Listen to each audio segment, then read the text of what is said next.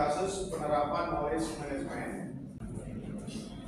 Aplikasinya memberi manfaat pada bidang operasi dan pelayanan sebagai manfaat di bidang profesional pelayanan ya, untuk meningkatkan kompetensi nasional dan kompetensi personal dan untuk melakukan inovasi. Itu adalah knowledge management ya, untuk meningkatkan kompetensi personal dan meningkatkan membuat inovasi. Oke, sekarang pertanyaannya adalah apa gunanya itu knowledge management? Silakan. Mbak, silakan. Tanya, Mbak. Silakan, coba. Dari video ini. Mbak, silakan. Coba. Tadi kan knowledge management adalah untuk meningkatkan kompetensi dan bisa melakukan inovasi. Saya punya pengetahuan tidak mau berbagi. Atau yang kedua adalah tidak ada kedisiplinannya untuk menulis apa yang diperoleh. Oke, jadi apa tadi? Satu adalah orang tidak mau berbagi, yang kedua adalah tidak mau disiplin untuk menuliskan, ya kan? Oke. Pertanyaannya adalah apa kendala implementasi dalam knowledge management? Silakan. Ya, silakan.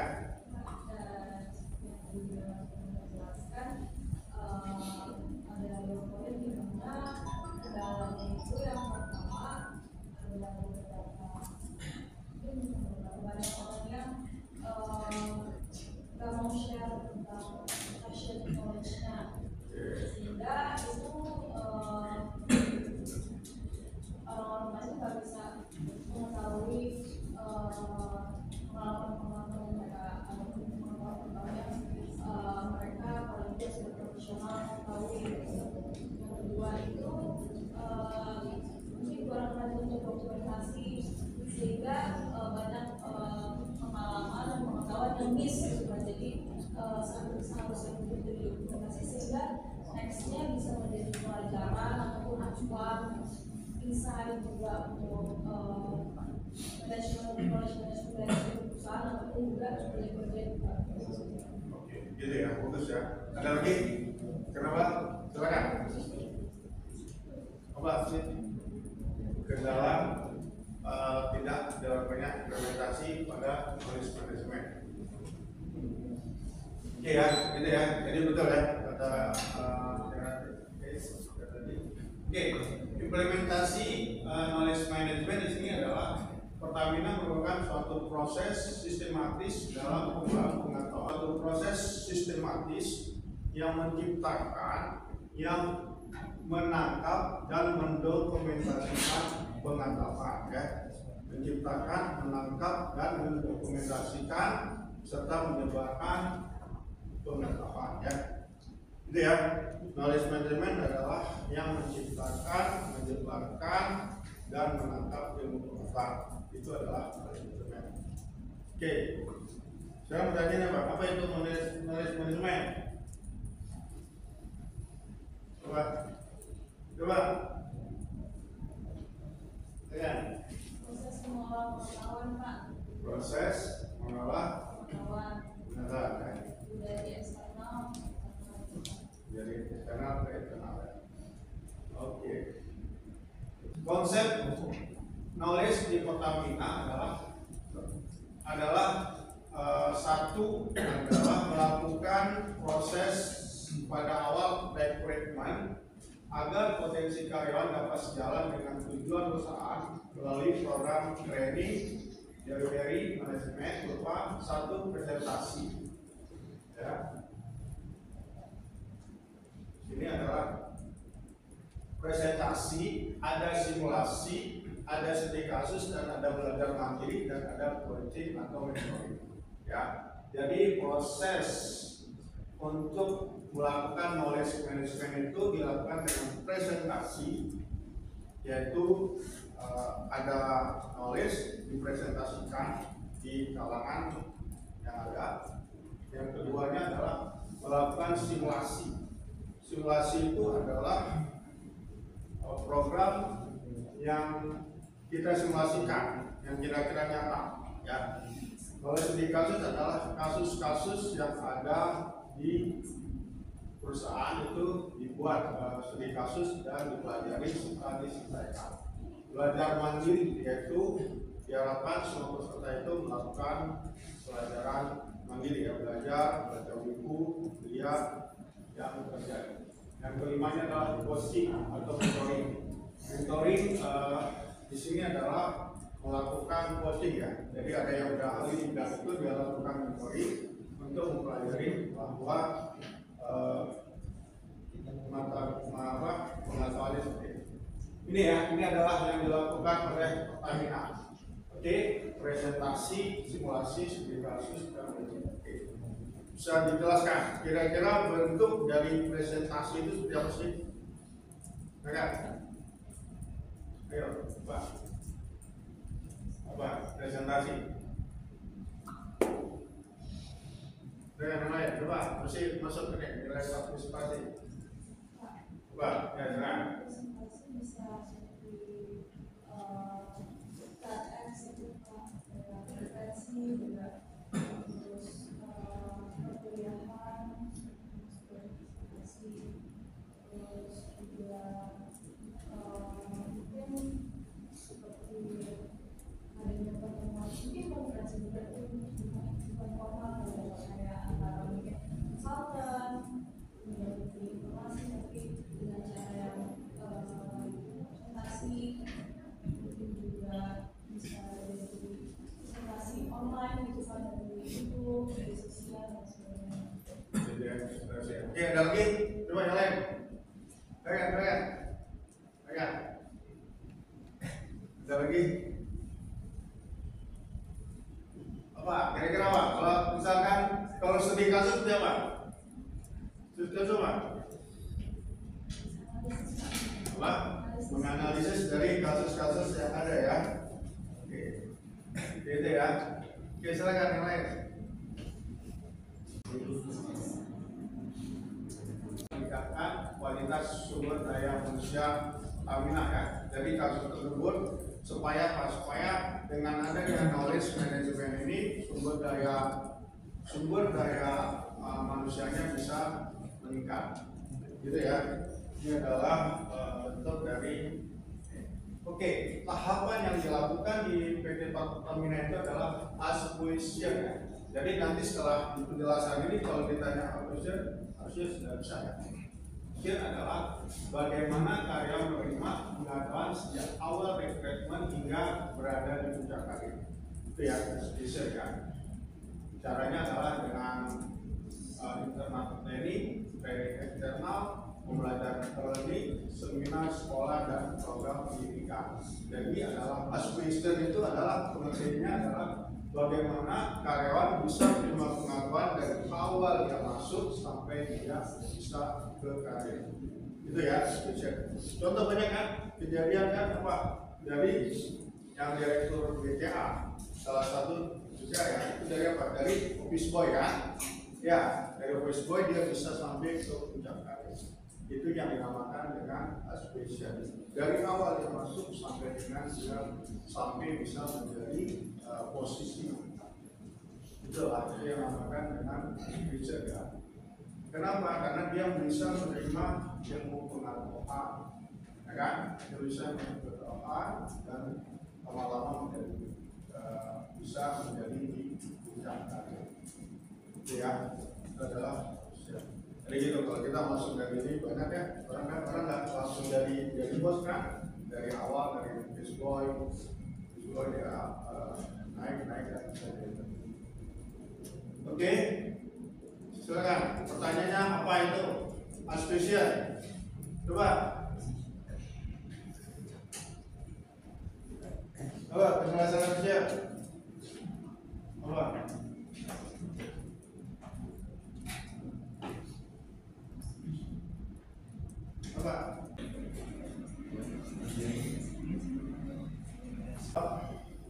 Ilmu ini kan seperti ilmu ini supaya dia bisa tersimpan di kita harus kita ikat. ya kan? Kalau kuda itu supaya dia tetap di kita kan harus kita ikat kan, ya kan? Kalau nggak dia akan lari kan, betul. Nah ilmu pengetahuan seperti ini juga. Ilmu pengetahuan harus kita ikat.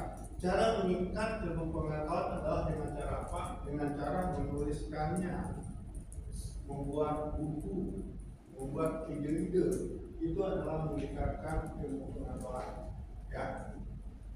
Jadi ya, kalau dibilang ya tadi kalau kita bicara dengan knowledge management itu adalah maksudnya eksplisit ya. Nah, ikatlah ilmu itu dengan menulis. Ya, jadi teman-teman nanti kalau sudah selesai coba rajin nulis ya. Banyak media nulis yang gratis ya di Kompasiana bisa di di macam-macam ya menulis. Itu adalah supaya apa? Supaya kita bisa menyimpan ilmu pengetahuan. Oke, ilmu pengetahuan adalah dengan cara meningkatnya dengan adalah stories. Oke, ini ya. Tanya ada Pak, apa itu stories? Dua, apa gunanya stories? Oke, silakan. Ya. Lebih ke penyimpanan jadi mungkin dalam konteks sekarang ini. Nah, jadi storage ini penyimpanan knowledge itu sendiri. Jadi pengetahuan itu disimpannya di mana? Bagaimana ya? Itu supaya kita apa? Supaya kita bisa menambah pengetahuan kita ya. Supaya memori kita bisa disimpan ya. Kalau nggak disimpan dia akan hilang ya. Seperti kayak kuda aja kan, binatang kan. Kalau kita ikat dia akan kabur kan. Ya, betul kan? Gitu ya. Oke bagus. Nanti di yang ketiganya adalah tahap ketiga adalah distribusi. Adalah kalau belajar di kegiatan training dan melakukan training kepada bawahan. Jadi adalah distribusi itu adalah seperti ini ya. Kita makanya bahwa sudah bilang dari awal kita harus berbagi ya, berbagi ilmu, berbagi pengetahuan apa? Salah satunya apa? Salah satunya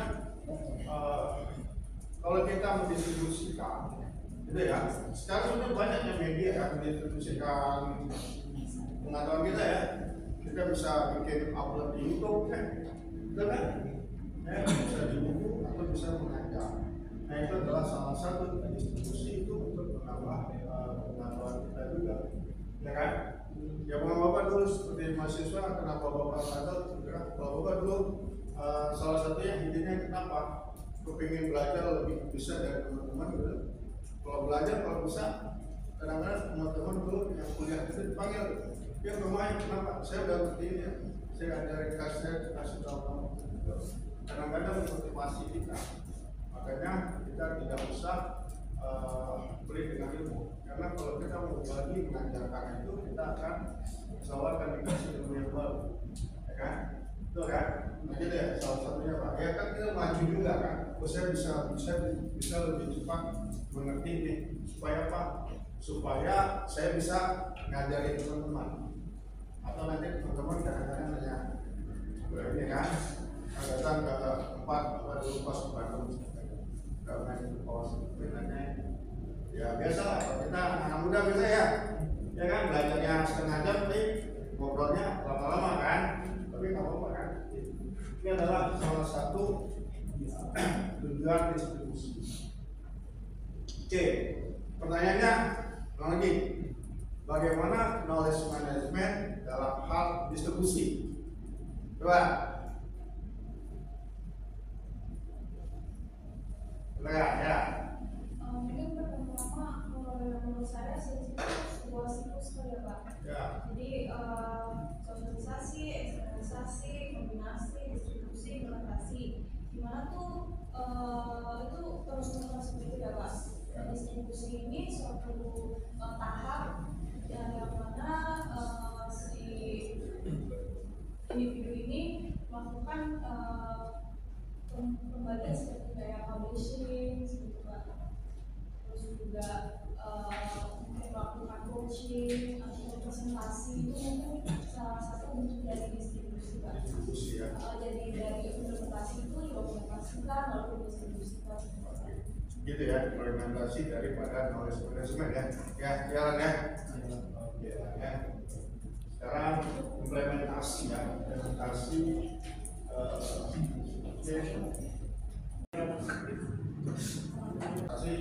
wah ini butuh waktu ya Pak, tapi kita bisa membypassnya supaya lebih cepat, ya kan?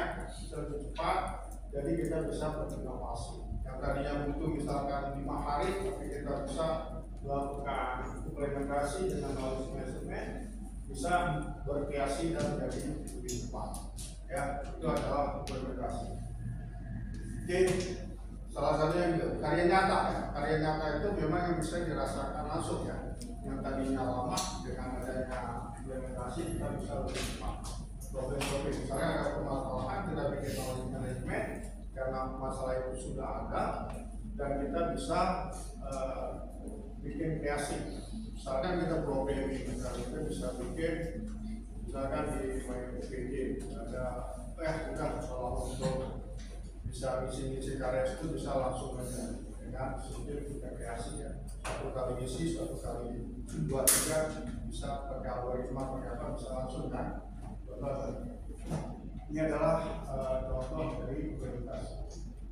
Oke, bisa jelaskan nggak apa knowledge management yang diterapkan pada implementasi? Nah,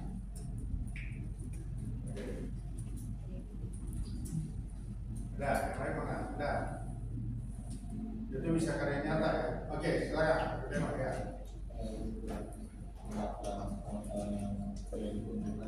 Yang diskusikan langsung ke kerja organisasi. Langsung ke Di organisasi atau perusahaan masih diterapkan proses kerja.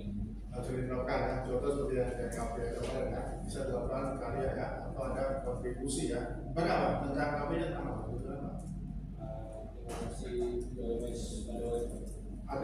Ada dilakukan inovasi nggak di dalam itu? Ada lakukan inovasi nggak? Ada perubahan nggak di dalam usulannya? Ada sebagian ada bagian tertentu yang lebih baik lagi Lebih baik ya. Berarti itu telah diterapkan ya. Knowledge manajemennya sudah diterapkan ya. Dan jadi bisa langsung nyata akan dirasakan ya. Oke, itu adalah gitu ya.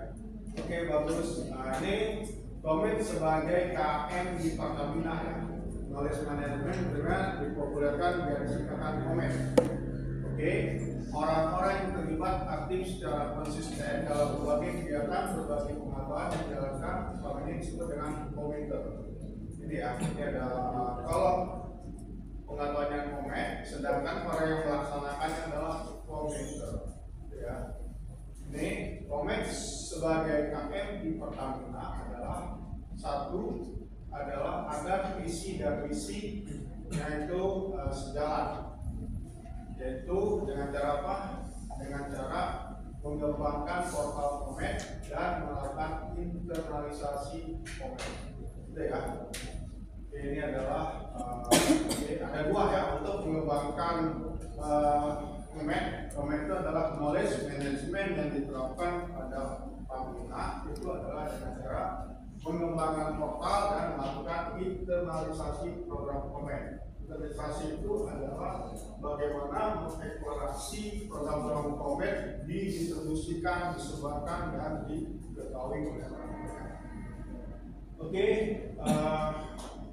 pertanyaannya adalah bagaimana komen ini diterapkan di Pertamina?